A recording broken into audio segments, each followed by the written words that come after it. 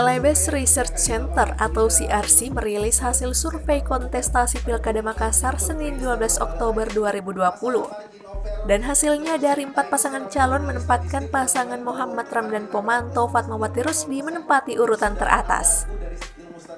Paslon nomor urut 1 ini mengungguli 3 paslon lain dengan persentase elektabilitas 40,3%. Disusul pasangan Munafri Arifudin Rahman Bando di urutan kedua dengan persentase 23,5%.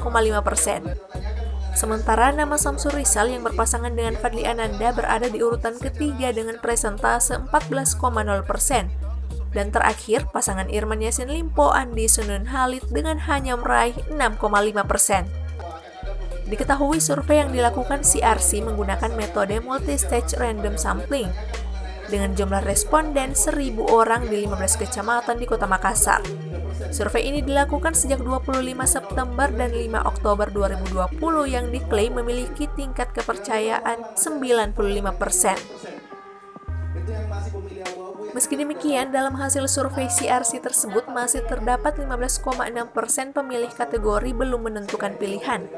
Sedangkan 24,3% responden diantaranya berpeluang akan berubah pilihan di hari pemilihan wali kota dan wakil wali kota Makassar pada 9 Desember mendatang.